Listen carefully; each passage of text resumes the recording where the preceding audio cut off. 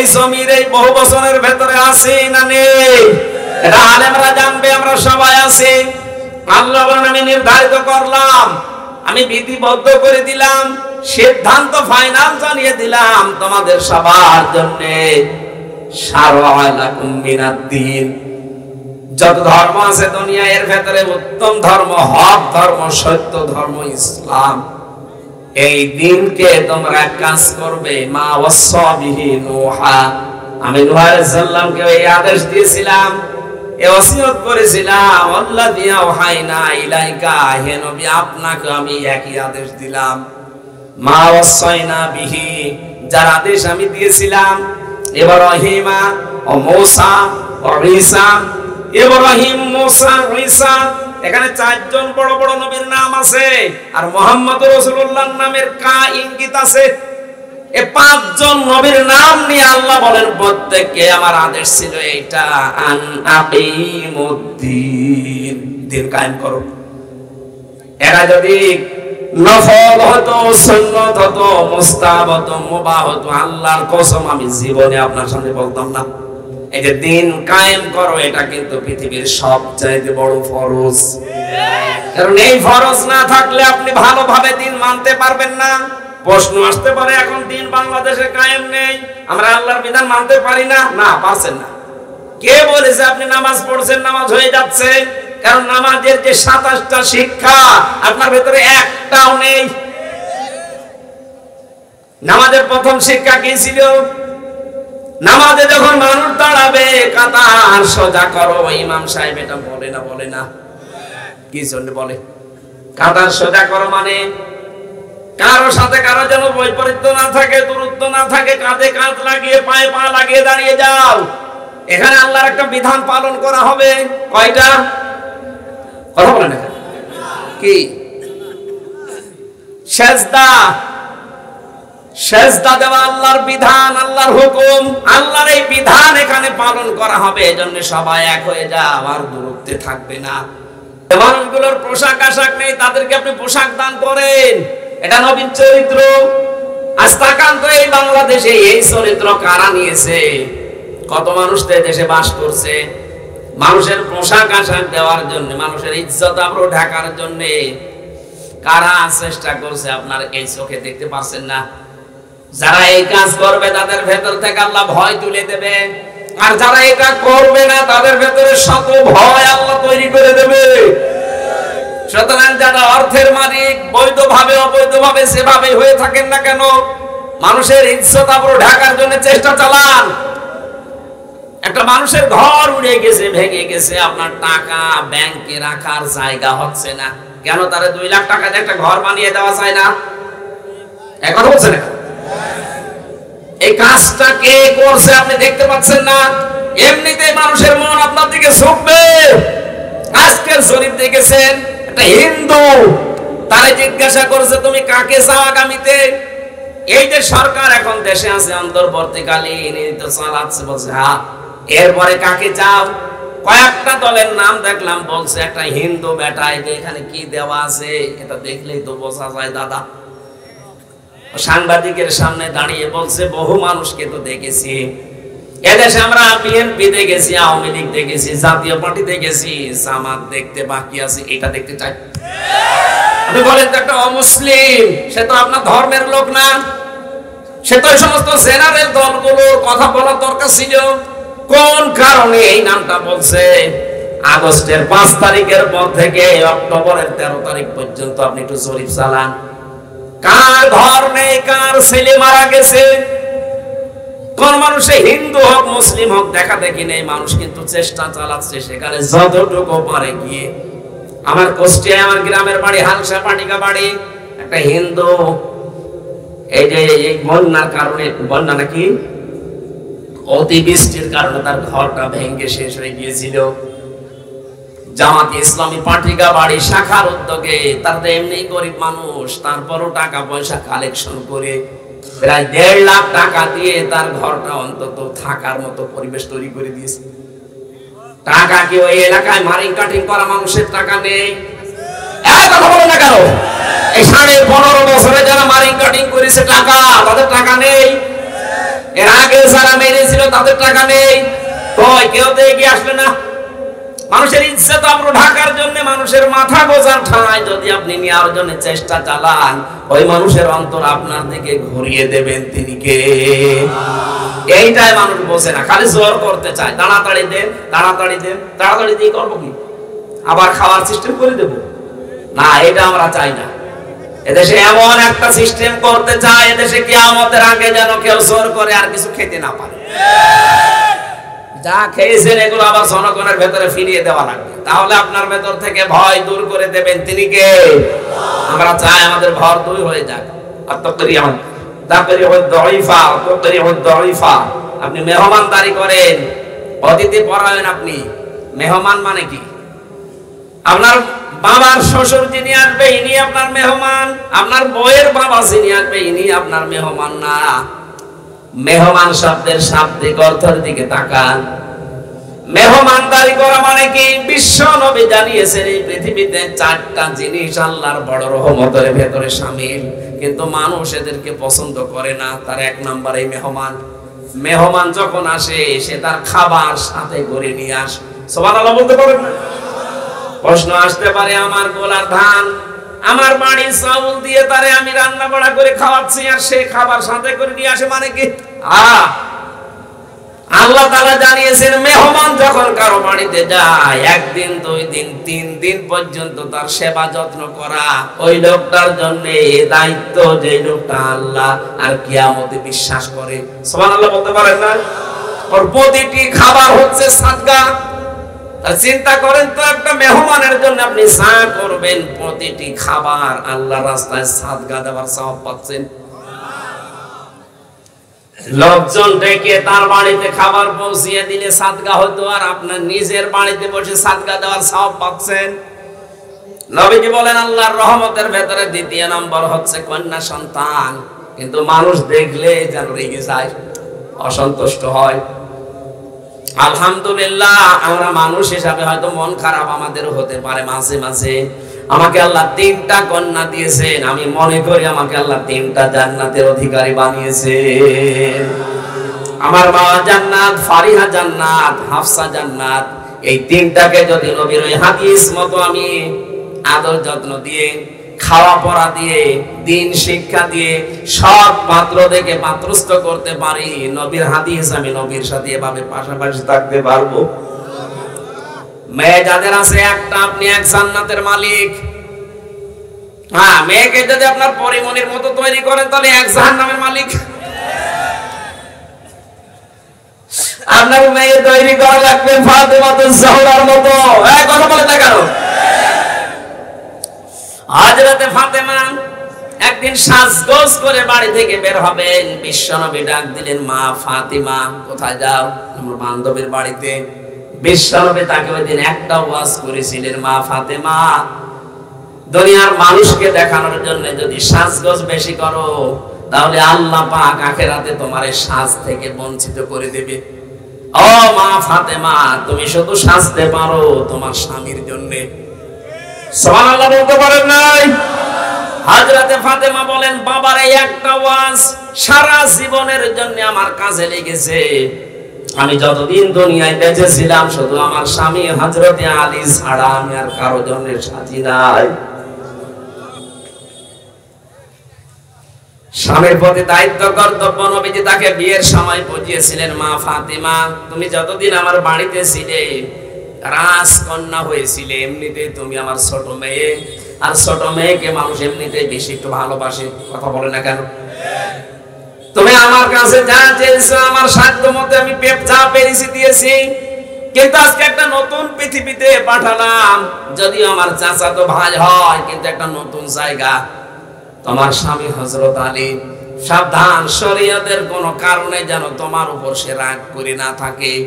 আমি তোমার বাবা নবী হয়ে বলছি, তোমার স্বামী যদি বৈধ কোন কারণে তোমার উপরে রাগ করে থাকে, আমি বাবা হয়ে ঘোষণা দিলাম তুমি মারা গেলে তোমার জানাজায় আমি যাব না। আর যদি বাংলার বাবারা এভাবে নিজেদের মেয়েদেরকে বিয়ের সময় উপদেশগুলো দিয়ে একটু সংশোধন করে দিত, এই দেশে কোনো মেয়ের ডিভোর্স হতো না। আরো যাও সময় সাহস দেয়, তোর কিছু হলে তুই চলে আসবি, তোর অন্য জায়গায় বিয়ে দেবো। আপনি এক মেয়ে বিয়ে দেবেন কয় জায়গায়? টাঙ্গাইলবাসী এই জন্য যাদের কন্যা হয়েছে বা হচ্ছে, যা শুনছেন যে পেটে কন্যা আছে, আমি তো ছেলে চেয়েছিলাম কিন্তু আল্লাহ আমাকে ছেলে দেয়নি, মেয়ে দিয়েছে। অনেকে মনে করছে হুজুরের রাগ, না কোনো রাগ নেই। আমি বিশ্বাস করি আল্লাহ আমাকে ভালোবেসে ওই মেহমান যেমন পাঠায় রহমত হিসাবে, তিনটা মেয়েকে আল্লাহ পাঠিয়েছে রহমত হিসাবে। জোরে বলেন সুবহানাল্লাহ। মেহমান যখন আসতেছে উনি ভাতের হোটেল চালু করে দিয়েছে, ভাতের হোটেল চালু করে দিয়ে যদি খাবার দাবার দিয়ে যেভাবে মেহমানদারি করানো দরকার করে ঠিক না, করার পরে এমন পিটানো পিটাই। এই যে বললো না যে হুজুর যে পিসকে হুজুর আসবে, ওটা আমার সাথে ছিল, ওই যে রফিকুল ইসলাম মাদানি, ও আমার ঘরে ছিল 2 মাস। বলে যা পিটিয়েছিল এই হামানকেল, ও আমার বলছিল হামজা ভাই এই হামানকেল আমারে নিয়ে এই যে হাতির ঝিল যেটা ওখানে রাত 12:30টার সময় 2 দিকে রাস্তা ব্লক করে দিয়ে পুরা উলঙ্গ করেছে আমারে, ছবি তুলেছে, এরপরে শার্ট পরিয়েছে, জামা গায়ে দিয়েছে, হাতে একটা সিগারেট ধরিয়ে দিয়েছে, একটা অর্ধ উলঙ্গ মেয়ে লোককে আমার পাশে দাঁড় করিয়ে ছবি তুলতেছে, আর বলছে এটা সকালে ছেড়ে দেব, দেশের মানুষ বলবে হুজুর কত খারাপ। এই ছোট হুজুর আমারে বলছিল হামজা ভাই, আমি একবার জিজ্ঞাসা করলাম আমাকে সাইকেছে, ভাই আপনারা যা করছেন এটা কি হারুন সাহেব জানে? জানে না মানে উনি তো করছে, অথচ এর আগে উনি আমারে ভাতের হোটেলে নিয়ে খাবার খাওয়িয়েছে, কি সুন্দর আদর যত্ন করে খাবার খাওয়ানোর পরে কি করলো। আমি ওই দিনই বলেছিলাম মাবুদ তুমি একজন আছো আমি জানি। আজকে 12:30 1টার দিকে নিস্তব্ধ হয়ে গেছে সব, 2 দিকে রাস্তা ব্লক করে গাড়ি ঘোড়া বন্ধ করে যা করছে। আমি যে এত অসহায় ওই সময় আমার লাগছিল, আমি এই যে মসলুম অবস্থায় আল্লাহর কাছে বলেছি আল্লাহ তুমি এটার প্রতিশোধ নিও। আল্লাহ ঠিক ওর 3 ইঞ্চি দেখিয়ে দিয়েছে। হারুন আঙ্কেল কয় ইঞ্চি? আরো জোরে বলেন। পৃথিবীতে এখন জিকির হয়ে গেছে এটা, মানুষকে এত নিচে নামাতে পারে আল্লাহ। এই লোকটা না দেখলে আমি বুঝতাম না এটা আলেমের বরদোয়া। আমার মেহমানের সাথে 15.5 বছর আপনারা যা যা করেছেন, ব্যারিস্টার আরমানের সাথে কি করলেন? একটা জীবিত মানুষকে 8টা বছর মাটির নিচে একটা কবর সেলের ভেতরে রেখে দিলেন, আপনি পারলেন কি করে? আরে ভাই ওটা তো আপনার মেহমান ছিল, আপনি তারা এমনি গুম করে রেখেছেন। যদি আপনি ওইভাবে রাখতেন তাও তো আল্লাহ আপনাকে মাফ করতো। কি করলেন? এই যে পার ভেতরে এইভাবে দেয়, আমি দেখেছি, আমার নিয়ে গেছিল, আমি তো 10 দিন ছিলাম, এইভাবে পায়ের ভেতরে হাত দেয়, এবার সামনে থাকে লোহার যে রড, এর ভেতরে হাত দিয়ে বেল দিয়ে আটকিয়ে দেয়। আপনি শুয়ে থাকবেন, বসে থাকবেন না, 24 ঘন্টা এভাবে থাকেন। 1.5 থেকে 2 মিনিট দেয় টয়লেটের সময়, তার 2 দিন 5 দিন 7 দিন পরে ছেড়ে দিলে হয়, বছরের পরে বছর। আমি ওখানে শুনেছিলাম 14 বছরে একজন পড়ে আছে। আপনি কি মনে করেন বলেন তো? এই যে শুয়ে থাকা, এটা যে কত বড় নিয়ামত। আমার সাথে মুফতি ফখরুল ইসলাম ছিল, ওরে ওইভাবে রেখেছে। ও আমারে বলছিল মাওলানা এত কষ্ট আমার কাছে মনে হয়েছে, মাঝে মাঝে বলতাম আল্লাহ তুমি আমারে মরণ দিয়ে দাও, আমি আর পারি না। এই যে শুয়ে থাকা, এটা যে কত বড় নিয়ামত, মাটির সাথে পিঠ দিয়ে, এটা আমি বোঝাতে পারবো না। ওই সময় বুঝেছিলাম। এই জন্য আমার পাশের রুমে যখন ছিল দেখতাম রাতের বেলা ষাটপাট হয়ে পিঠ ছেড়ে দিয়ে ঘুমিয়ে পড়তো। মাঝে মাঝে ডাক দিয়ে তাহাজ্জুদের সময় বলতাম ভাই আপনি এইরকম করে শোন। কেন শোয়? আপনি বুঝবেন না। আমার 3টা বছর এভাবে 3 মাস একাধারে রেখে দিয়েছিল। আমি যে শুয়ে থাকবো জীবনে আমি কোনোদিন কল্পনাও করি নাই, যদিও মৃত্যু কামনা করা জায়েজ নেই। তারপরে কষ্ট সহ্য করতে না পেরে শেষ পর্যন্ত বলতাম আল্লাহ তুমি আমার মরণ দিয়ে দাও। আমার মাত্র 10 দিন রেখেছিল রিমান্ডে। আমার এই যে এখনো পর্যন্ত পিঠে হাড়ের ভেতরে ব্যথা করে, আমি বসে থাকতে পারি না। যে বসে থাকা শুয়ে থাকা এটা যে কত বড় নিয়ামত, এই নিয়ামত থেকে আপনারা বঞ্চিত। মাস বছরের পরে বছর আপনি হিসাব করেন বিবেক দিয়ে, একটা মানুষ 8 বছর 10 বছর পরে মাটির নিচ থেকে বের হয়ে আসতেছে, ও লোকটা জানে না যে এটা কোন বছর, এটা যে 2024 সালও জানে না, এটা যে কোন মাস ওটাও জানে না, যে কি বার কয়টা বাজে কিচ্ছু জানে না। এক একজনের নাক হয়ে যায় এত বড় বড়, দাড়ি গোঁফ চুল, কি অবস্থা না দেখলে মানুষের চিৎকার শুনতাম মাঝে মাঝে। মাত্র কয়দিন ছিলাম তাই আমি অজ্ঞান হয়ে গেছি, আর এরা আছে 8 বছর 10 বছর 14 বছর আছে, এখনো পর্যন্ত মানুষ চালেনতে সাফাই গায় না। কি করেছে আপনি টের পান না? আপনাকে আমি 5 দিন রাখবো, থাকেন তো দেখি।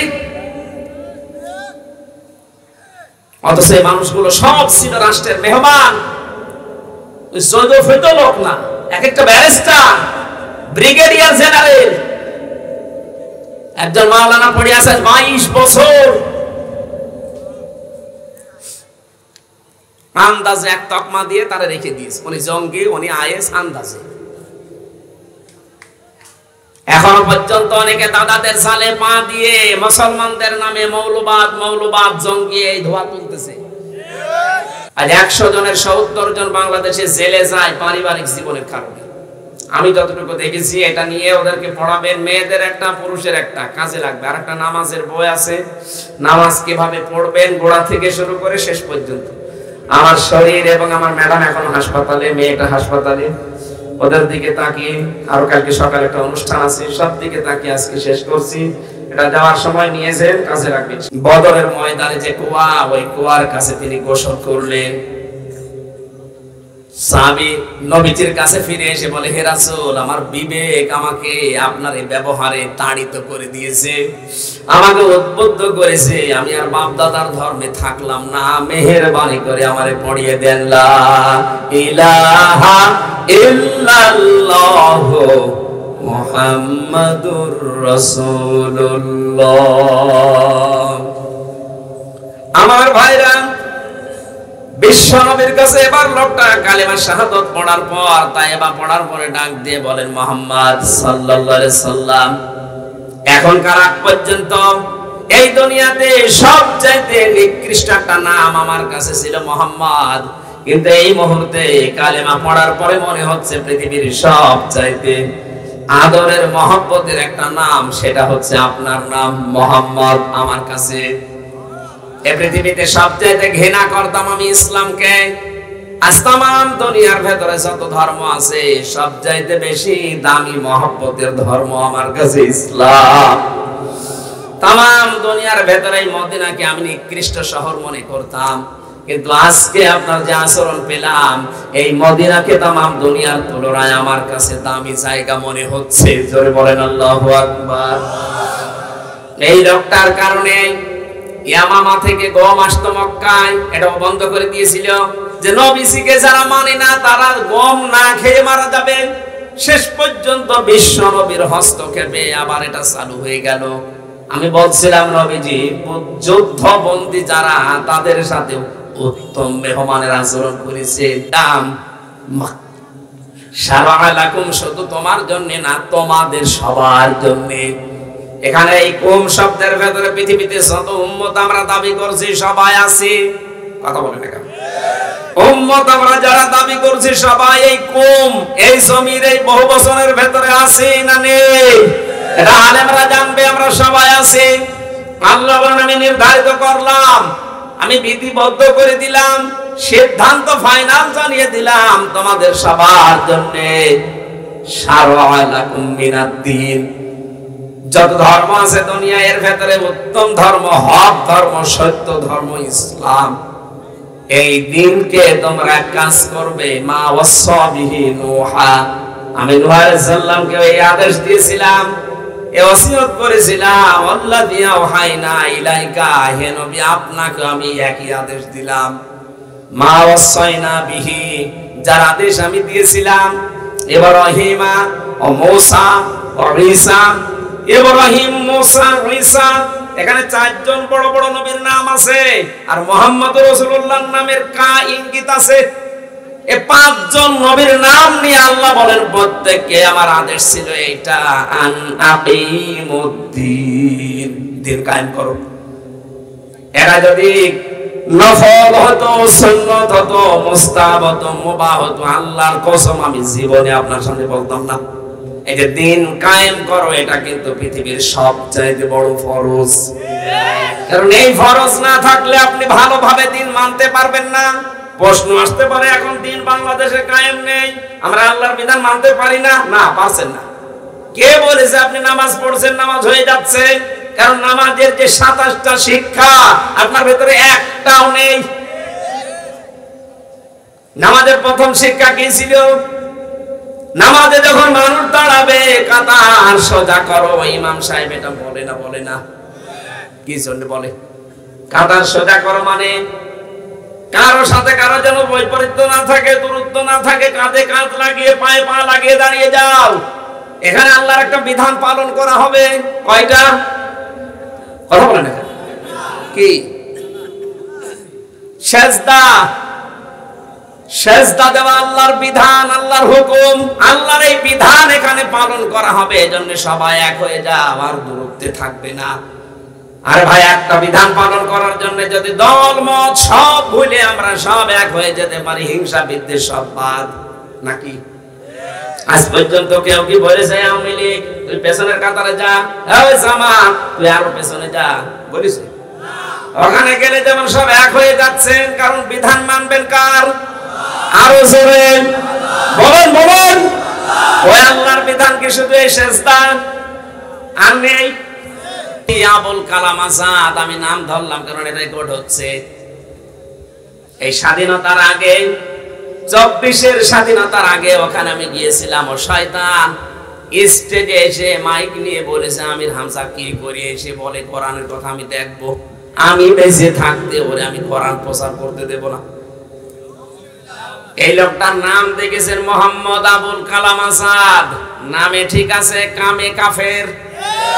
কথা বলে না কেন? এই লোকটারে আমি খুঁজতেছি। ওনাকে আমার সাথে দেখা করার জন্য স্বাধীনতার আগে ও ঘোষণা দিয়েছিল যে যদি ওর সাহস থাকে তা আমার সাথে যেন দেখা করে। আমি ওরে অফেন্স চ্যালেঞ্জ দিচ্ছি, আপনার যদি সাহস থাকে এখন আমার কলটা ধরেন। কোন থানায় আছেন, কোন জায়গায় আছেন, 14 বংশ আমি বের করবো অবশ্যই। এরকম ক্যান্সার গুলো যেন আসিয়ারে থাকতে না পারে, আমরা এটা চাই। টাঙ্গাইলে এসব ছিল না আমি জানি। হ্যাঁ, আপনার ভালো লাগবে? যারা কথা বলছেন ওরা কি এই দলের নাকি? জোরে জবাব দেন না। ভালো লাগবে আপনার না? কি মনে হবে? ও কিন্তু কিছু করে না, শুধু শুয়ে আছে। হাতের কাছে যা থাকবে ওইটা দিয়ে পিটিয়ে দরকার হয় জীবিত সসীমের মতো মেরে ফেলবেন। কথা বলো না কেন? পৃথিবীর ইতিহাস পাল্টিয়ে দিয়েছে তারা। জীবিত মানুষকে পিটিয়ে মারার পরে শুধু ছেড়ে যায়নি, লাশের উপরে ড্যান্স পর্যন্ত দিয়েছে। এটাকে বানালাম আমরা। যে মহিলা কথা মতো সারা দেশ থেকে মানুষেরা লড়ে,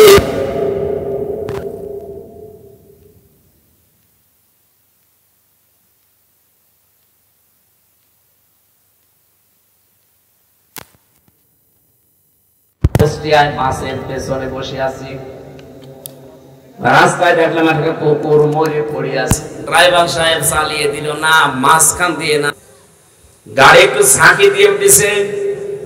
ড্রাইভারকে বললাম ভাই আপনি এমন করলেন কেন, এখন তো অ্যাক্সিডেন্ট হয়ে যেত।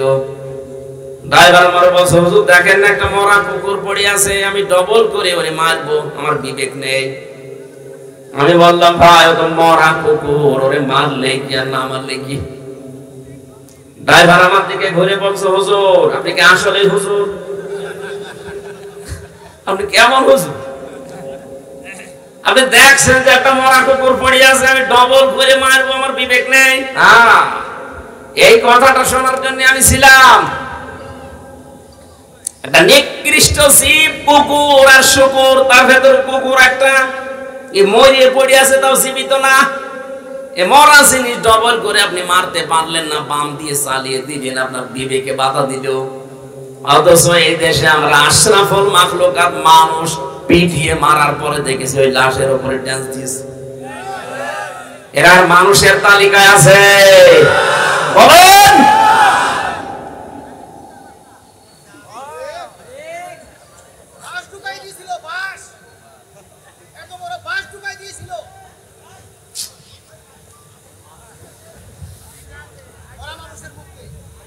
সুতরাং আমাদের ঈমান যাদের আছে, আজকের এই ময়দান থেকে মাস্ট বি সূরা আনফালের 2 নম্বর আয়াত অনুযায়ী আমাদের ঈমান আজকে বাড়বে যদি থাকে।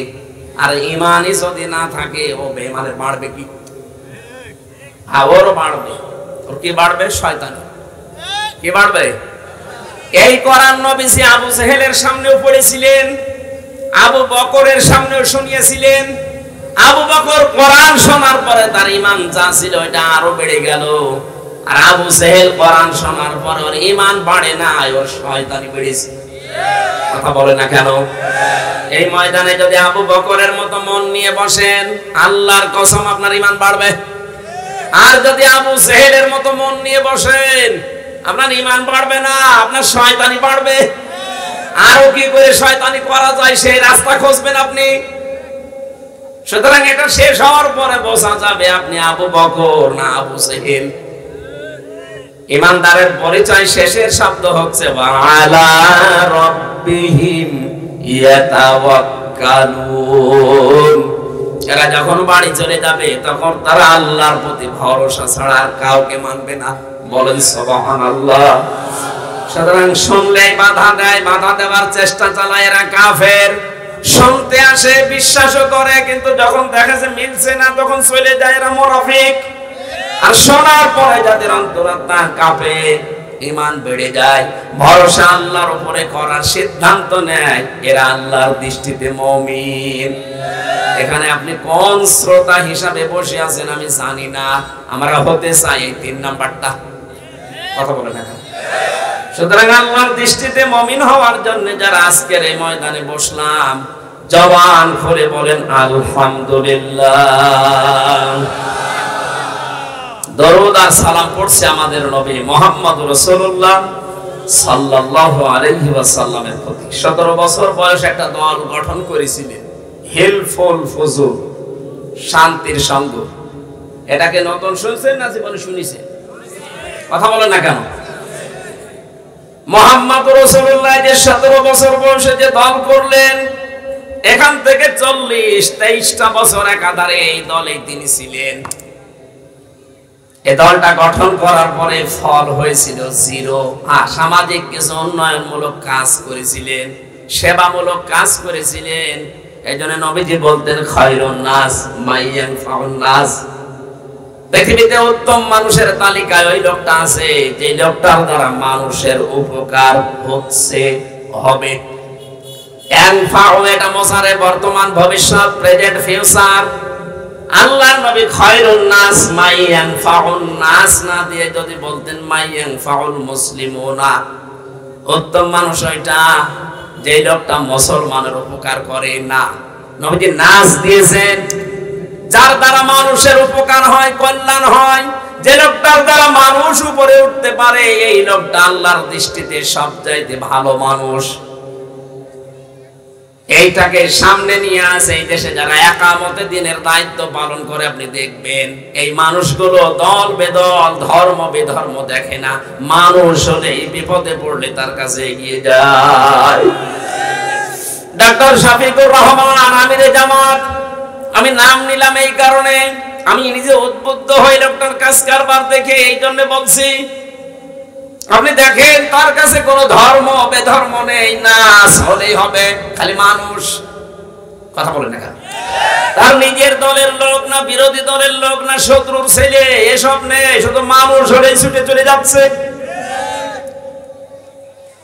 বিশ্বনবী মুহাম্মদ রাসূলুল্লাহ জানিয়েছেন, তার স্ত্রী তাকে জানাচ্ছেন, হে আমার স্বামী, আপনি যে এসে হেরা গুহা থেকে আমাকে বলছেন যে আমি ভয় পেয়েছি, আমাকে ঢেকে দাও, কখনো ভয় পাবেন না। কাল্লা আল্লাহি লা ইউখসি আল্লাহি মা ইউখসিক আল্লাহু আবাদান। কখনো আল্লাহ আপনাকে ভয় দেখাবে না, লাঞ্ছিত অপমানিত অপদস্থ আপনাকে করবে না, আপনাকে ভয়ের ভেতরে রাখবে না। কারণ কি? ইন্নাকা লা তাসিলুর রিহমা, আপনি রক্তের সম্পর্ক ঠিক রাখেন। টাঙ্গাইল বাসী সারা জীবনে হাদিস শুনেছেন, কি পেয়েছেন এখান থেকে? গল্প করছেন মানে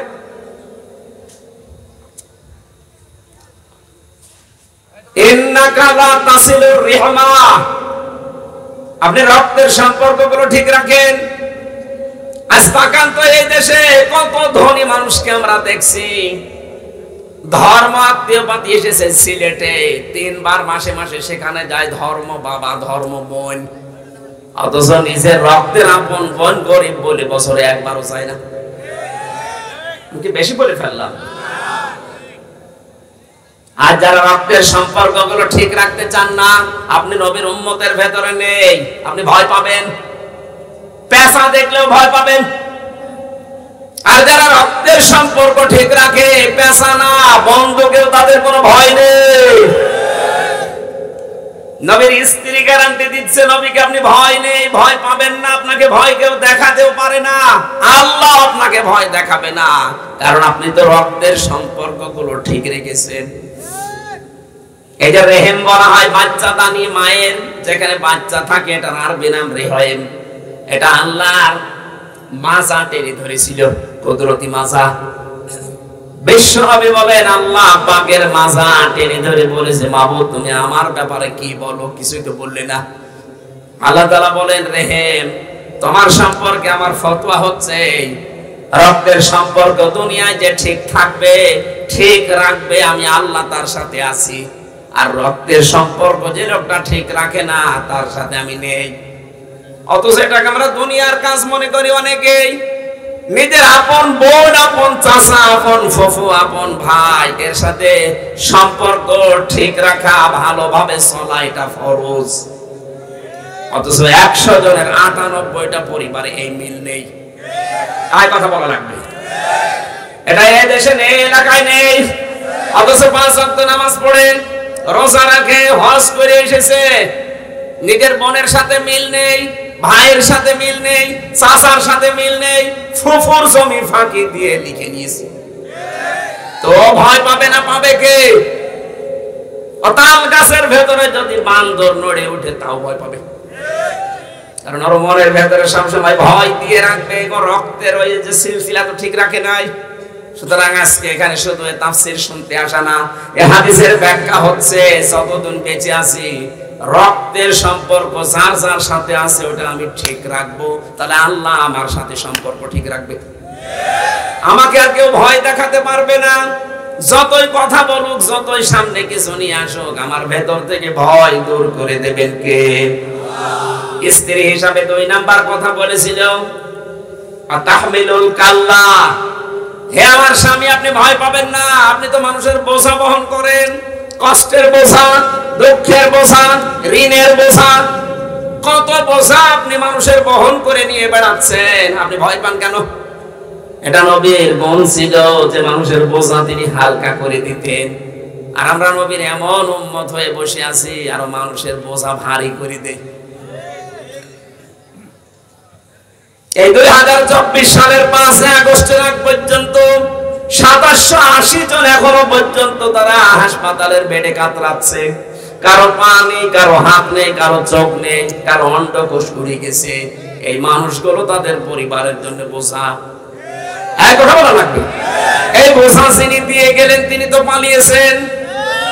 তারা একটা সিদ্ধান্তের কারণে এতগুলো মানুষ আজ বোঝা হয়ে গেছে। সে তো পালিয়ে গেল, যদি আগেই পালাতো তাহলে এত মানুষ বোঝা হতো না তার পরিবারের কাছে।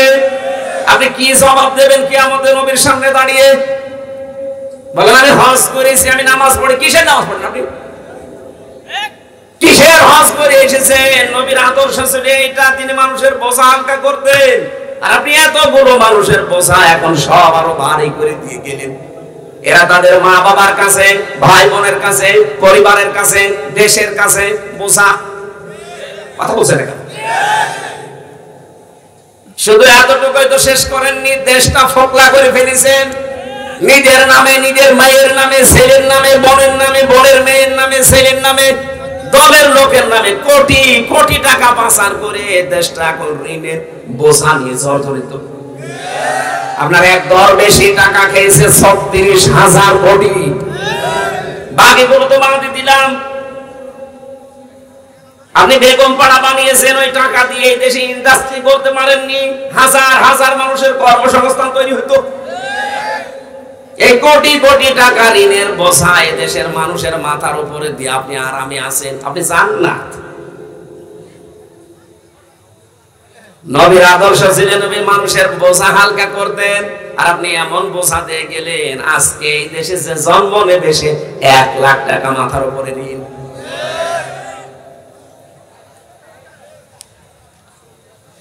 তিন নম্বরে স্ত্রী বলেছিল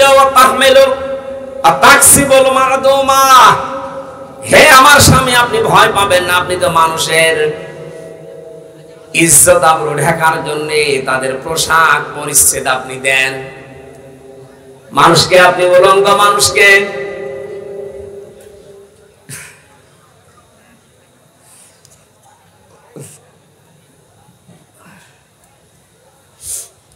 যে মানুষগুলোর পোশাক আশাক নেই তাদেরকে আপনি পোশাক দান করেন। এটা নবীর চরিত্র। আজ তাকান তো এই বাংলাদেশে এই চরিত্র কারা নিয়েছে? কত মানুষ তো দেশে বাস করছে, মানুষের পোশাক আশাক দেওয়ার জন্য, মানুষের ইজ্জত আবরু ঢাকার জন্য কারা চেষ্টা করছে আপনার এই চোখে দেখতে পাচ্ছেন না? যারা এই কাজ করবে তাদের ভেতর থেকে আল্লাহ ভয় তুলে দেবে, আর যারা এটা করবে না তাদের ভেতরে শত ভয় আল্লাহ তৈরি করে দেবে। সুতরাং যারা অর্থের মালিক, বৈধভাবে অবৈধভাবে সেভাবে হয়ে থাকেন না কেন, মানুষের ইজ্জত আবরু ঢাকার জন্য চেষ্টা চালান। একটা মানুষের ঘর উড়ে গেছে, ভেঙে গেছে, আপনার টাকা ব্যাংকে রাখার জায়গা হচ্ছে না কেন? তারে 2 লাখ টাকা দিয়ে একটা ঘর বানিয়ে দেওয়া যায় না? এক কথা বলছেন না? এই কাজটা কে করছে আপনি দেখতে পাচ্ছেন না? এমনিতেই মানুষের মন আপনার দিকে ঝুঁকবে। আজকের শরীফ দেখেছেন, একটা হিন্দু তারে জিজ্ঞাসা করেছে তুমি কাকে চাও আগামীতে? এই যে সরকার এখন দেশে আছে অন্তর্বর্তীকালীন, এই তো চালাচ্ছে, বলছে হ্যাঁ। এরপরে কাকে চাও? কয়েকটা দলের নাম দেখলাম, বলছে একটা হিন্দু বেটা। এখানে কি দেওয়া আছে এটা দেখলেই তো বোঝা যায় দাদা। সাংবাদিকের সামনে দাঁড়িয়ে বলছে বহু মানুষকে তো দেখেছি এদেশে, আমরা বিএনপি দেখেছি, আওয়ামী লীগ দেখেছি, জাতীয় পার্টি দেখেছি, জামাত দেখতে বাকি আছে, এটা দেখতে চাই। আপনি বলেন তো একটা অমুসলিম, সে তো আপনার ধর্মের লোক না, সে তো এই সমস্ত জেনারেল দলগুলোর কথা বলার দরকার ছিল। কোন কারণে এই নামটা বলছে? আগস্টের 5 তারিখের পর থেকে অক্টোবরের 13 তারিখ পর্যন্ত আপনি একটু জরিপ চালান, কার ঘর নেই, কার ছেলে মারা গেছে, কোন মানুষে হিন্দু হোক মুসলিম হোক দেখা দেখি নেই। মানুষ কিন্তু চেষ্টা চালাচ্ছে সেখানে যতটুকু পারে গিয়ে। আমার কুষ্টিয়ায় আমার গ্রামের বাড়ি, হালসা পাটিকা বাড়ি, একটা হিন্দু এই যে এই বন্যার কারণে, বন্যা নাকি অতিবৃষ্টির কারণে তার ঘরটা ভেঙে শেষ হয়ে গিয়েছিল। জামাতে ইসলামী পাটিকা বাড়ি শাখার উদ্যোগে, তার এমনি গরিব মানুষ, তারপরও টাকা পয়সা কালেকশন করে প্রায় 1.5 লাখ টাকা দিয়ে তার ঘরটা অন্তত থাকার মতো পরিবেশ তৈরি করে দিয়েছে। টাকা কি ওই এলাকায় মারিং কাটিং করা মানুষের টাকা নেই? কথা বলো না কেন? এই 15.5 বছরে যারা মারিং কাটিং করেছে টাকা, তাদের টাকা নেই? এর আগে যারা মেরেছিল তাদের টাকা নেই? তো কেউ তো এগিয়ে আসবে না। মানুষের ইজ্জত আবরু ঢাকার জন্য, মানুষের মাথা গোজার ঠাঁই যদি আপনি নেওয়ার জন্য চেষ্টা চালান, ওই মানুষের অন্তর আপনার দিকে ঘুরিয়ে দেবেন তিনি কে? এইটাই মানুষ বোঝে না, খালি জোর করতে চায়, তাড়াতাড়ি দেন, তাড়াতাড়ি দেন। তাড়াতাড়ি দিয়ে করবো কি? আবার খাওয়ার সিস্টেম করে দেব না? এটা আমরা চাই না। এদেশে এমন একটা সিস্টেম করতে চায়, এদেশে কিয়ামতের আগে যেন কেউ জোর করে আর কিছু খেতে না পারে। যা খেয়েছেন এগুলো আবার জনগণের ভেতরে ফিরিয়ে দেওয়া লাগবে, তাহলে আপনার ভেতর থেকে ভয় দূর করে দেবেন তিনি কে? আমরা চাই আমাদের ভর দূর হয়ে যাক। আপনি মেহমানদারি করেন, অতিথি পরায়ণ। আপনি মেহমান মানে কি? আপনার বাবার শ্বশুর যিনি আসবে ইনি আপনার মেহমান, আপনার বউয়ের বাবা যিনি আসবে ইনি আপনার মেহমান না। মেহমান শব্দের শাব্দিক অর্থের দিকে তাকান। মেহমানদারি করা মানে কি? বিশ্ব নবী জানিয়েছেন এই পৃথিবীতে 4টা জিনিস আল্লাহর বড় রহমতের ভেতরে শামিল, কিন্তু মানুষ এদেরকে পছন্দ করে না। তার 1 নম্বরে মেহমান। মেহমান যখন আসে সে তার খাবার সাথে করে নিয়ে আসে। সুবহানাল্লাহ বলতে পারেন না? প্রশ্ন আসতে পারে, আমার গোলার ধান, আমার বাড়ির চাউল দিয়ে তারে আমি রান্না বাড়া করে খাওয়াচ্ছি আর সে খাবার সাথে করে নিয়ে আসে, মানে কি? আল্লাহ তাআলা জানিয়েছেন মেহমান যখন কারো বাড়িতে যায় 1 দিন 2 দিন 3 দিন পর্যন্ত তার সেবা যত্ন করা, ওই লোকটার জন্য দায়িত্ব, যে লোকটা আল্লাহ আর কিয়ামতে বিশ্বাস করে। সুবহানাল্লাহ বলতে পারেন না? ওর প্রতিটি খাবার হচ্ছে সাদকা। তা চিন্তা করেন তো, একটা মেহমানের জন্য আপনি যা করবেন প্রতিটি খাবার আল্লাহর রাস্তায় সাদকা দেওয়ার সওয়াব পাচ্ছেন। লোকজন ডেকে তার বাড়িতে খাবার পৌঁছিয়ে দিলে সাদকা হতো, আর আপনার নিজের বাড়িতে বসে সাদকা দেওয়ার সওয়াব পাচ্ছেন। নবীজি বলেন আল্লাহর রহমতের ভেতরে 2য় নম্বর হচ্ছে কন্যা সন্তান। কিন্তু মানুষ দেখলে যেন রেগে যায়, অসন্তুষ্ট হয়। আলহামদুলিল্লাহ আমরা মানুষ হিসাবে হয়তো মন খারাপ আমাদের হতে পারে মাঝে মাঝে। আমাকে আল্লাহ 3টা কন্যা দিয়েছেন, আমি মনে করি আমাকে আল্লাহ 3টা জান্নাতের অধিকারী বানিয়েছেন। আমার মা জান্নাত, ফারিহা জান্নাত, হাফসা জান্নাত। এই 3টাকে যদি নবীর ওই হাদিস মতো আমি আদর যত্ন দিয়ে, খাওয়া পড়া দিয়ে, দিন শিক্ষা দিয়ে, সব পাত্র দেখে পাত্রস্থ করতে পারি, নবীর হাদিস আমি নবীর সাথে এভাবে পাশাপাশি থাকতে পারবো। মেয়ে যাদের আছে একটা, আপনি 1 জান্নাতের মালিক। মেয়েকে যদি আপনার পরিমনির মতো তৈরি করেন তাহলে 1 জাহান্নামের মালিক। আপনার মেয়ে তৈরি করা লাগবে ফাতেমাতুজ জাহরার মতো। কথা বলে না কেন? হযরতে ফাতেমা একদিন সাজগোজ করে বাড়ি থেকে বের হবেন, বিশ্বনবী ডাক দিলেন, মা ফাতিমা কোথায় যাও? আমার বান্ধবীর বাড়িতে। বিশ্বনবী তাকে ওই দিন একটা ওয়াজ করেছিলেন, মা ফাতেমা, দুনিয়ার মানুষকে দেখানোর জন্য যদি সাজগোজ বেশি করো তাহলে আল্লাহ পাক আখিরাতে তোমার এই সাজ থেকে বঞ্চিত করে দেবে। ও মা ফাতেমা, তুমি শুধু সাজতে পারো তোমার স্বামীর জন্য। সুবহানাল্লাহ বলতে পারেন নাই? হযরতে ফাতেমা বলেন, বাবার এই একটা ওয়াজ সারা জীবনের জন্য আমার কাজে লেগেছে। আমি যতদিন দুনিয়ায় বেঁচে ছিলাম শুধু আমার স্বামী হযরতে আলী ছাড়া আমি আর কারো জন্য সাজি নাই। স্বামীর প্রতি দায়িত্ব কর্তব্য নবীজি তাকে বিয়ের সময় বুঝিয়েছিলেন, মা ফাতিমা, তুমি যতদিন আমার বাড়িতে ছিলে রাজকন্যা হয়েছিলে, এমনিতে তুমি আমার ছোট মেয়ে, আর ছোট মেয়েকে মানুষ এমনিতে বেশি একটু ভালোবাসে। কথা বলে না কেন? তুমি আমার কাছে যা চেয়েছো আমার সাধ্য মতে আমি যা পেরেছি দিয়েছি, কিন্তু আজকে একটা নতুন পৃথিবীতে পাঠালাম। যদিও আমার চাচাতো ভাই হয়, কিন্তু একটা নতুন জায়গা। তোমার স্বামী হযরত আলী, সাবধান, শরীয়তের কোন কারণে যেন তোমার উপর সে রাগ করে না থাকে। আমি তোমার বাবা নবী হয়ে বলছি, তোমার স্বামী যদি বৈধ কোন কারণে তোমার উপরে রাগ করে থাকে, আমি বাবা হয়ে ঘোষণা দিলাম, তুমি মারা গেলে তোমার জানাজায় আমি যাব না। আর যদি বাংলার বাবারা এভাবে নিজেদের মেয়েদেরকে বিয়ের সময় উপদেশগুলো দিয়ে একটু সংশোধন করে দিত, এই দেশে কোনো মেয়ের ডিভোর্স হতো না। আরো যেন সময় সাহস দেয়, তোর কিছু হলে তুই চলে আসবি, তোর অন্য জায়গায় বিয়ে দেবো। আপনি এক মেয়ে বিয়ে দেবেন কয় জায়গায়? টাঙ্গাইলবাসী এই জন্য যাদের কন্যা হয়েছে বা হচ্ছে, যা শুনছেন যে পেটে কন্যা আছে, আমি তো ছেলে চেয়েছিলাম কিন্তু আল্লাহ আমাকে ছেলে দেয়নি, মেয়ে দিয়েছে। অনেকে মনে করছে হুজুরের রাগ, না, কোনো রাগ নেই। আমি বিশ্বাস করি আল্লাহ আমাকে ভালোবেসে ওই মেহমান যেমন পাঠায় রহমত হিসাবে, 3টা মেয়েকে আল্লাহ পাঠিয়েছে রহমত হিসাবে। জোরে বলেন সুবহানাল্লাহ। নবীজি বলেন, যার 2টা মেয়ে আছে সে যেন বিশ্বাস করে আল্লাহ তাকে 2টা জান্নাতের মালিক বানিয়েছে। যার 3টা মেয়ে আছে, বিশ্ব নবী বলেন তাকে আল্লাহ 3টা জান্নাতের মালিক বানিয়ে দিয়েছে। 10টা ছেলে হলে তাকে 10টা জান্নাত দেওয়া হবে, একটা হাদিস আছে। বলেন এখানে যাদের মেয়ে আছে, কন্যা সন্তান, এটা আল্লাহর রহমত। 3 নম্বরে বৃষ্টি, যদিও মানুষের মন খারাপ হয় কিন্তু এটা আল্লাহর রহমত। 4 নম্বরে রোগ শোক, এই যে রোগ হয় মানুষের, এই যে ঠান্ডা লাগাও একটা রোগ, এই ঠান্ডা লাগার দ্বারা এই যে জ্বর হয়, এই জ্বর হওয়ার দ্বারা আপনার পেছনের একটা অপরাধ আল্লাহ মাফ করে দেয়। এটা রহমত না? এক কথা বলেন না কেন?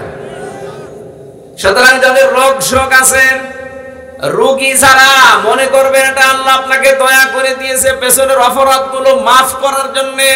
নাই তো এভাবে শান্তি শান্তি শান্তি নিয়ে যদি মারা যান, পেছনের অপরাধগুলো যদি থেকে যায়, কিয়ামতে আপনি কি জবাব দেবেন পাপের জন্য? ছোটখাটো যে পাপগুলো হয়, পাপগুলো আমার আল্লাহ ছোটখাটো রোগের কারণে সবগুলো মাফ করে দেন। চলে বলুন সুবহানাল্লাহ। আমরা বলছিলাম বিশ্বনবীর আচরণ ছিল এটা, তিনি মেহমানদারি করাতেন, অথচ আমাদের ভেতরে অভ্যাসটা এখন অনেকের নেই। অনেকের নেই, তার অন্যতম কারণ হচ্ছে ওইরকম বউ আমরা পাই না।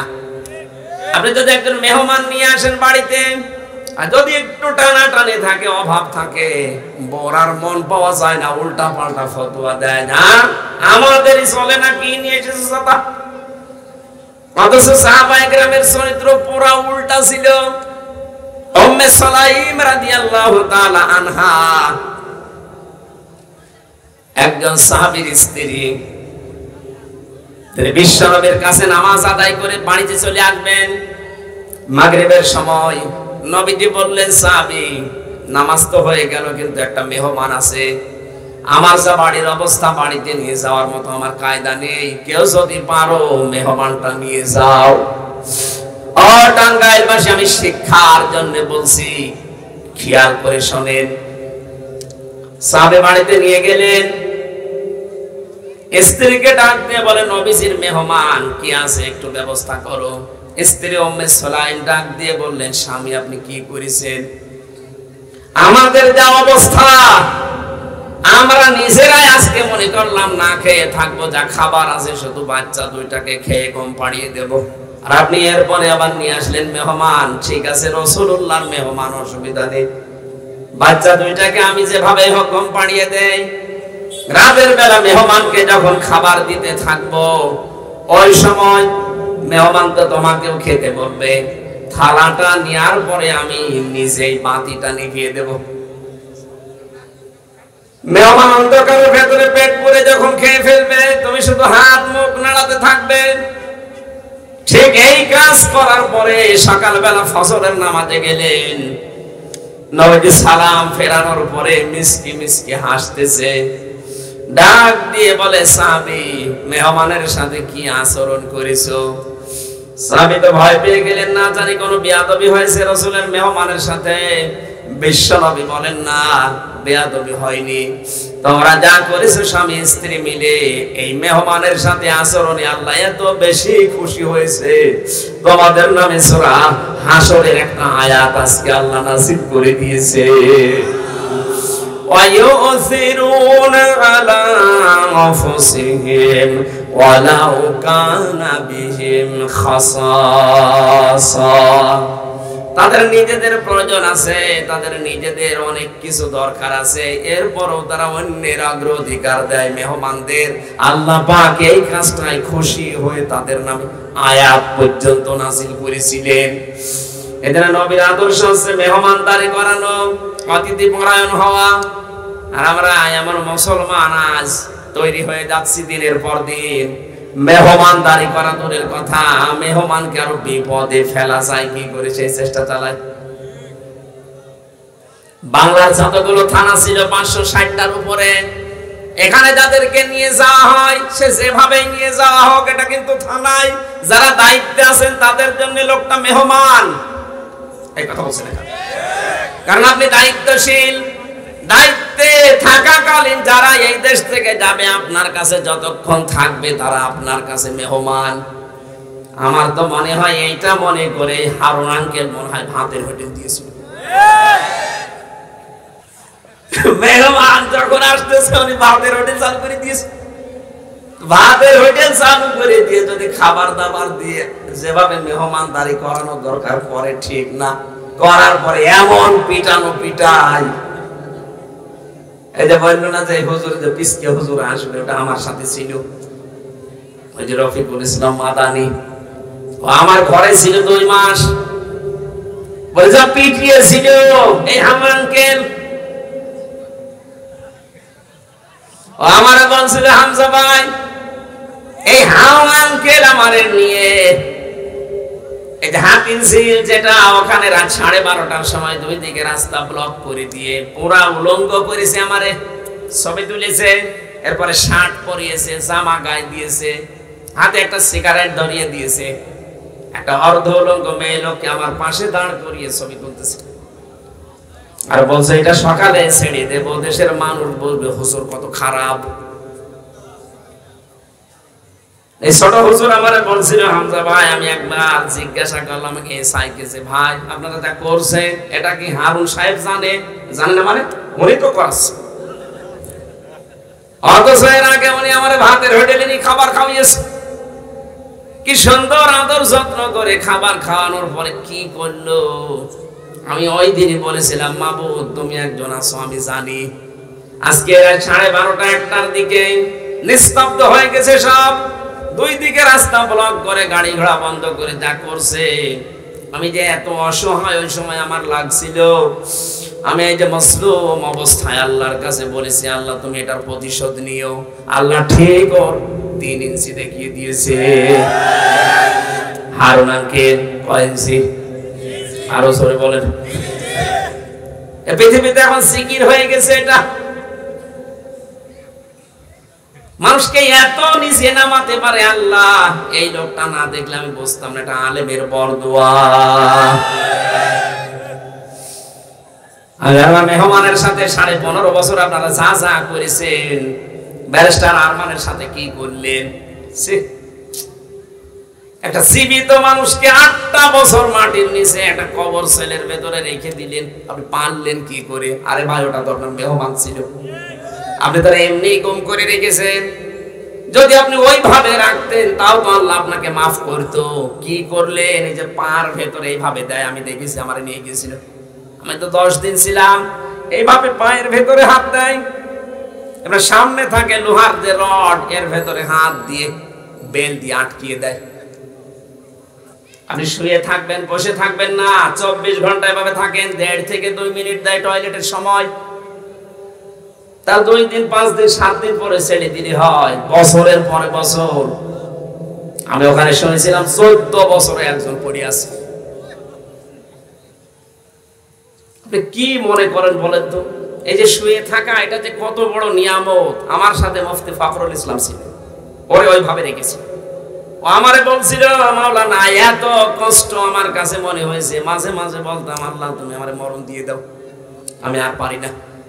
এই যে শুয়ে থাকা, এটা যে কত বড় নিয়ামত, মাটির সাথে পিঠ দিয়ে, এটা আমি বোঝাতে পারবো না, ওই সময় বুঝেছিলাম। এই জন্য আমার পাশের রুমে যখন ছিল দেখতাম রাতের বেলা ষাটপাট হয়ে পিঠ ছেড়ে দিয়ে ঘুমিয়ে পড়ত। মাঝে মাঝে ডাক দিয়ে তাহাজ্জুদের সময় বলতাম ভাই আপনি এইরকম করে শোন। কেন শোয়? আপনি বসবেন না। আমার 3টা বছর এভাবে 3 মাস একাধারে রেখে দিয়েছিল। আমি যে শুয়ে থাকবো জীবনে আমি কোনোদিন কল্পনাও করি নাই, যদিও মৃত্যু কামনা করা জায়েজ নেই। তারপরে কষ্ট সহ্য করতে না পেরে শেষ পর্যন্ত বলতাম আল্লাহ তুমি আমার মরণ দিয়ে দাও। আমার মাত্র 10 দিন রেখেছিল রিমান্ডে। আমার এই যে এখনো পর্যন্ত পিঠে হাড়ের ভেতরে ব্যথা করে, আমি বসে থাকতে পারি না। যে বসে থাকা শুয়ে থাকা, এটা যে কত বড় নিয়ামত, এই নিয়ামত থেকে আপনারা বঞ্চিত। মাস বছরের পরে বছর আপনি হিসাব করেন বিবেক দিয়ে, একটা মানুষ 8 বছর 10 বছর পরে মাটির নিচ থেকে বের হয়ে আসতেছে। ও লোকটা জানে না যে এটা কোন বছর, এটা যে 2024 সালও জানে না, এটা যে কোন মাস ও তাও জানে না, যে কি বার কয়টা বাজে কিচ্ছু জানে না। এক একজনের নাক হয়ে যায় এত বড় বড়, দাড়ি গোঁফ চুল, কি অবস্থা না দেখলে মানুষের চিৎকার শুনতাম মাঝে মাঝে। মাত্র কয়দিন ছিলাম তাই আমি অজ্ঞান হয়ে গেছি, আর এরা আসছে 8 বছর 10 বছর 14 বছর আছে। এখনো পর্যন্ত মানুষ সালেমকে সাফাই গায় না। কি করেছে আপনি টের পান না? আপনাকে আমি 5 দিন রাখবো, থাকে তো দেখি। অথচ এই মানুষগুলো সব ছিল রাষ্ট্রের মেহমান। লোক না, এক একটা ব্যারিস্টার, ব্রিগেডিয়ার জেনারেল, একজন মাওলানা পড়ে আছে 22 বছর। আন্দাজে এক তকমা দিয়ে তারা রেখে দিয়েছে, উনি জঙ্গি, উনি আইএস, আন্দাজে। এখনো পর্যন্ত অনেকে দাদাদের সালে পা দিয়ে মুসলমানদের নামে মৌলবাদ জঙ্গি এই ধোয়া তুলতেছে। বুঝে করেন আর না বুঝে করেন, সাবধান থাকবে। এই দেশে কোন মুসলমানকে, কোন আলেমকে যদি কেউ মৌলবাদ জঙ্গিপনা এই নাম দিয়ে গালি দেয়, সামনে কিন্তু তার পরিণতি ওই জালেমের মতো হবে। এই কথা বলেন না কেন?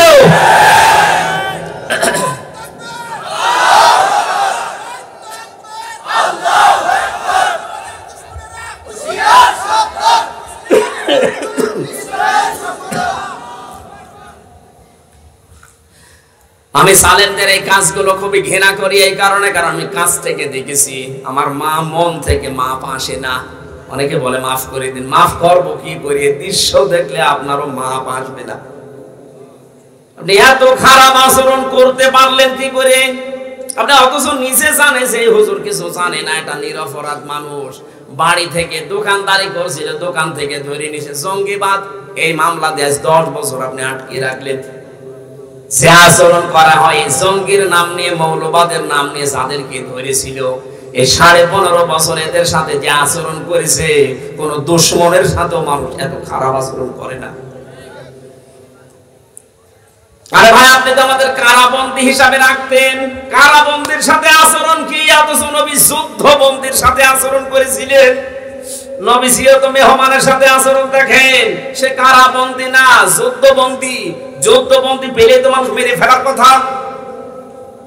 বদরের যুদ্ধে বিশ্ব নবী মুহাম্মদুর রাসূলুল্লাহ সাহাবীরা একজন সুমামা ইবনে ওয়াসাল রাদিয়াল্লাহু তাআলা আনহু, পরবর্তীতে মুসলমান হয়েছিল লোকটা। বদরের যুদ্ধে তাকে ধরে নিয়ে আসলেন, মসজিদে নববীতে খুঁটির সাথে টাইট করে বেঁধে রাখলেন। গভীর রজনীতে নবী বন্দী যুদ্ধ যারা আছে তাদেরকে দেখতে গেলেন। দেখলেন ওই লোকটা দাঁড়িয়ে, উনি ছিলেন ইয়ামামার বিগ লিডার, বড় নেতা ছিলেন। তার চেহারা শান্তি ওই রকম বড়। কাছে যেয়ে বললেন, সুমামা কেমন লাগে? কি করব তোমার সাথে তুমি বলো দেখি।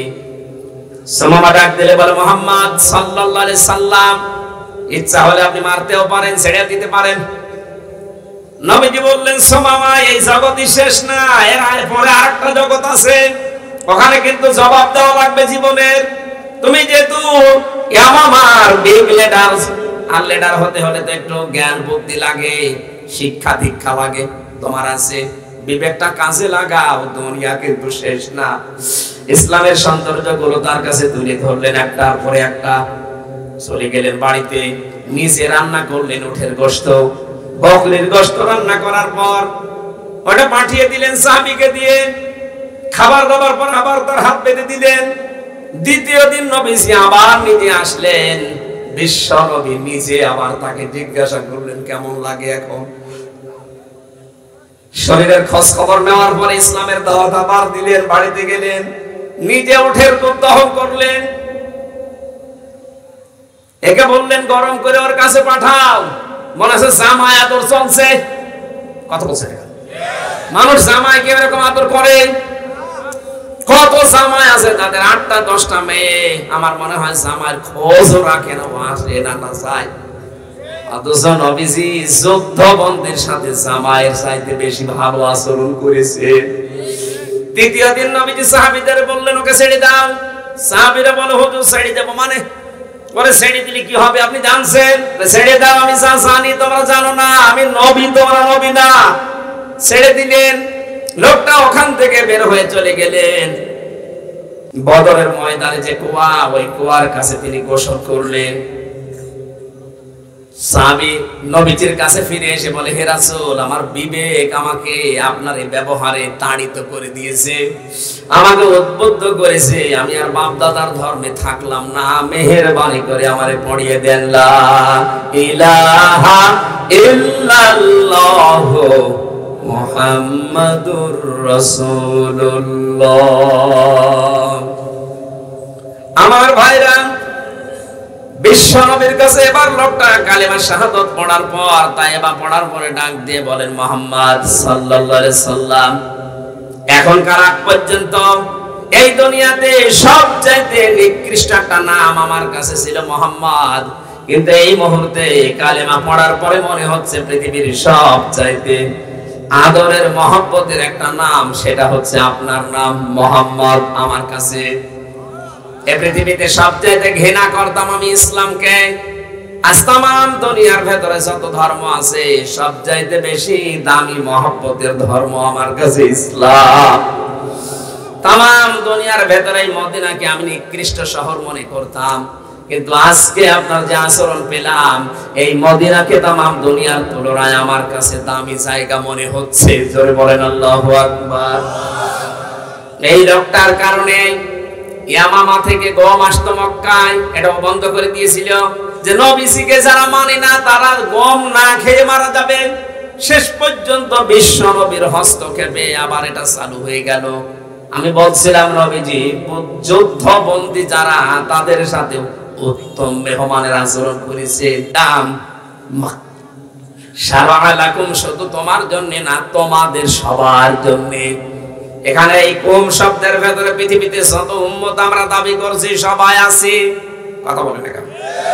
উম্মত আমরা যারা দাবি করছি সবাই এই কুম, এই জমির এই বহু বছরের ভেতরে আছি না নেই? এটা আলেমরা জানবে, আমরা সবাই আছি।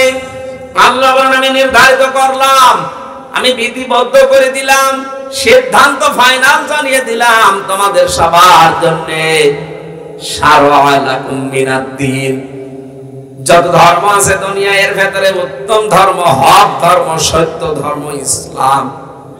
এই দিনকে তোমরা কাজ করবে। মা ওয়াসা বিহি নূহা, আমি নূহ আলাইহিস সালামকে এই আদেশ দিয়েছিলাম, এই ওসিয়ত করেছিলাম, আল্লাযী আওহাইনা ইলাইকা, হে নবী আপনাকে আমি একই আদেশ দিলাম। মা ওয়াসাইনা বিহি, যার আদেশ আমি দিয়েছিলাম ইব্রাহিমা ও মূসা ও ঈসা। ইব্রাহিম, মূসা, ঈসা, এখানে চারজন বড় বড় নবীর নাম আছে, আর মুহাম্মদ রাসূলুল্লাহর নামের কা ইঙ্গিত আছে।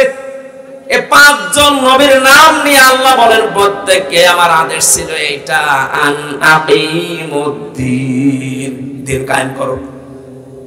এরা যদি নফল হতো, সুন্নাত হতো, মুস্তাহাব হতো, মুবাহ হতো, আল্লাহর কসম আমি জীবনে আপনার সামনে বলতাম না। এই যে দিন কায়েম করো, এটা কিন্তু পৃথিবীর সবচাইতে বড় ফরজ। কারণ এই ফরজ না থাকলে আপনি ভালোভাবে দিন মানতে পারবেন না। প্রশ্ন আসতে পারে, এখন দিন বাংলাদেশে কায়েম নেই, আমরা আল্লাহর বিধান মানতে পারি না। না, পারছেন না। কে বলেছে আপনি নামাজ পড়ছেন নামাজ হয়ে যাচ্ছে? কারণ নামাজের যে 27টা শিক্ষা আপনার ভেতরে একটাও নেই। নামাজের প্রথম শিক্ষা কি ছিল? নামাজে যখন মানুষ দাঁড়াবে, কাতার সোজা করো। ইমাম সাহেব এটা বলে না? বলে না? কি জন্য বলে? কাতার সোজা করো মানে কারোর সাথে কারো যেন বৈপরীত্য না থাকে, দূরত্ব না থাকে, কাঁধে কাঁধ লাগিয়ে পায়ে পা লাগিয়ে দাঁড়িয়ে যাও। এখানে আল্লাহর একটা বিধান পালন করা হবে। কয়টা? কথা বলেন না কি?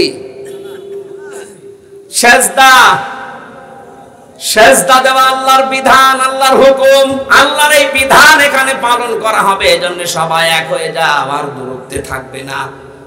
আর ভাই, একটা বিধান পালন করার জন্য যদি দল মত সব ভুলে আমরা সব এক হয়ে যেতে পারি, হিংসা বিদ্বেষ সব বাদ নাকি?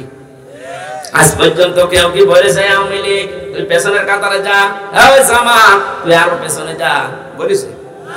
ওখানে গেলে যেমন সব এক হয়ে যাচ্ছেন, কারণ বিধান মানবেন কার? আরো জোরে বলেন, বলেন। ওই আল্লাহর বিধান কি শুধু এই সেজদা? আর নেই? এরকম বিধান আছে এখনো 499টা। কোরআন শরীফে আল্লাহর বিধান 500টা। কয়টা? ভেতরে মাত্র একটা বিধান, এরকম এখনো 499টা বিধান আপনার ব্যক্তি, পরিবার, সমাজ এবং রাষ্ট্রে আছে। এইগুলো পালন করার জন্য আমাদের এই কাতারের শিক্ষা নেওয়া লাগবে। এখানে যেমন আল্লাহর বিধান মানতে সবাই এক, বাইরে যাওয়ার পরে আল্লাহর বিধান আমরা সবাই এক। এই শিক্ষা যদি আজ আমরা নিতে পারতাম, এই দেশে কোরআনের আলোচনায় পূজার দোহাই দিয়ে বাধা দেওয়ার সাহস কারো হতো না। এটা নেই। এখান থেকে বের হয়ে গেলে আগে যা ছিলাম আমরা তাই হয়ে যাই। তারপরে নামাজের শিক্ষা কই? এখনো তো 26টা শিক্ষা বাকি আছে। এখানে দিন যদি কায়েম হয়, নামাজের এই শিক্ষাগুলো আপনি নিতে বাধ্য হবেন, জোর করে হলো আপনি করবেন। কারণ কি? কারণ পরিবেশ হয়ে যাবে এরকম। এখন যদি কেউ বলে হুজুর আমি লাল পানি খাওয়ার খুব অভ্যস্ত, লাল পানি বোঝেন না? আমরা একটু আকিস বিড়ি খাই, কিন্তু মসজিদে গেলে তো বিড়ি খাওয়া যায় না। যায়? মসজিদে যত নিশা লাগুক আপনার, আপনি বিড়ি খেতে পারবেন? কারণ কি? কারণ পরিবেশটা ওইরকম। মসজিদে গেলে যেমন বিড়ির নিশা লাগলেও বিড়ি খাওয়া যায় না, ডাল খাওয়া যায় না, বাবা খাওয়া যায় না, লাল পানি খাওয়া যায় না। কারণ পরিবেশটা আল্লাহ বানিয়ে দিয়েছে ওইরকম। আল্লাহর বিধান যদি এই জমিনে কায়েম থাকে, আল্লাহর কসম পুরা 56,000 বর্গ মাইল হয়ে যাবে মসজিদের মতো। তখন আপনার আর বিড়ি খেতে মনে চাইবে না, বাবা খাওয়ার মন হবে না, লাল পানি খেতে মনে চাইবে না, কারণ পুরা জায়গাটাই জান্নাত। এই জন্য দিন দিয়েছেন প্রতিটি নবীকে বলেছিলাম যা করো দুনিয়ায় দিন কায়েম করো আগে, ওয়ালা তাতাফাররাকু ফি, এই বিষয়ে কোনো ফতোয়াবাজি করবে না। সুতরাং বাংলাদেশে আমরা যেখানে আছি না কেন, আমাদের আসল টার্গেট যেন এটা হয়, মরার আগে আমরা দেখতে চাই আল্লাহর দিন কায়েম হয়ে গেছে জমিনে। হ্যাঁ, এটা শুনলে খারাপ লাগবে কাদের?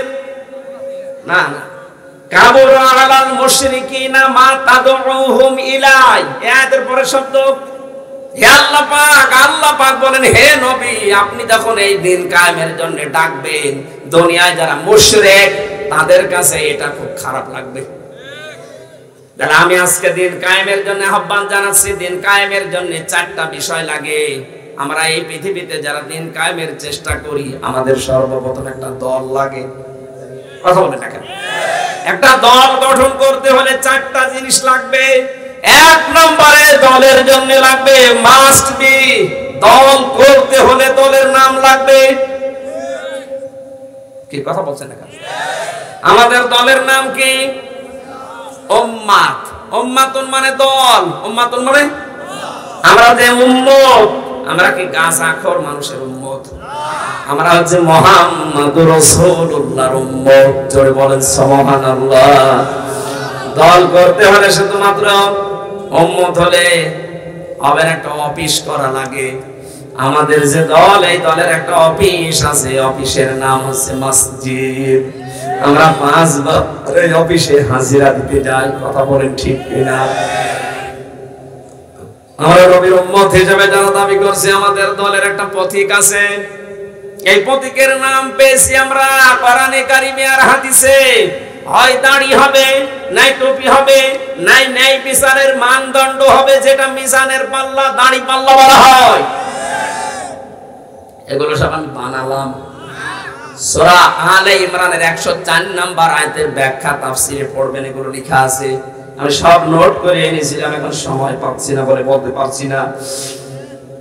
4 নম্বরে সবচাইতে বড় দল করতে হলে একটা বিষয় লাগবে, নেতা লাগবে। নেতা ছাড়া দল হয়? আরো জোরে। নেতার ভেতরে যিনি পৃথিবীর সর্বশ্রেষ্ঠ নেতা, আল্লাহর ঘোষণা দেওয়া নেতা, তিনি হচ্ছেন মুহাম্মাদুর। সুতরাং আমরা যারা মুসলিম, আমাদের যে দল, এই দলের নেতার নাম মুহাম্মদ সাল্লাল্লাহু আলাইহি সাল্লাম। যেই দলের নেতার আদর্শ মুহাম্মদের আদর্শের সাথে মেলে না, ওই দলে মুসলমান থাকতে পারে না। বলেন। এরপরও যদি জেনে শুনে যেই দলের নেতার আদর্শ মুহাম্মদ রাসূলুল্লাহর সাথে মিলছে না, এরপরও কেউ যদি যায়, ও যেন জাহান্নামে যাচ্ছে। এবার আপনি জান কোথায় যাবেন? আল্লাহর দিন কায়েমের জন্য কথা বলতে গেলে খারাপ লাগবে। কাবুরা দিয়েছেন, কাবুরা আলাল মুশরিকিনা মা তাদউহুম ইলাই। সবচেয়ে বেশি খারাপ লাগবে দুনিয়ায় তাদের যারা মুশরিক। আপনি কি মুশরিক নাকি? আপনি কি শিরিক করেন? তাহলে দিনের দিকে ডাকলে খারাপ লাগবে তাদের, ইহুদিদের, খ্রিস্টানদের, বৌদ্ধদের, মাজুসীদের, হিন্দুদের না, যারা শিরিক করে। কথা বলেন না কেন? আল্লাহু ইয়াজতাবি ইলাইহি মাইয়াশা, আল্লাহ পাক এই দিন কায়েমের জন্য যাকে নির্বাচিত করেন তাকে শুধু এই রাস্তায় চলার তৌফিক দেন। বাংলাদেশে 100 জনের মাত্র 35 জন মানুষ দিন কায়েমের আন্দোলনে এখন আছে। এই আয়াত অনুযায়ী আমি বলতে পারি আল্লাহ এই 35 জন মানুষকে নির্বাচিত করে নিয়েছেন। ওয়াহদি, তিনি দেখাবেন ইলাইহি মাইয়ুনিব, তার দিকে যে ধাবিত হতে চায়, তার দিকে অভিমুখী হতে চায়, আল্লাহ তাকে হেদায়েতের রাস্তা বলে দেবেন। সুতরাং এই পৃথিবীতে প্রতিটি নবীর 1 নাম্বার দায়িত্ব ছিল দিন কায়েমের চেষ্টা করা।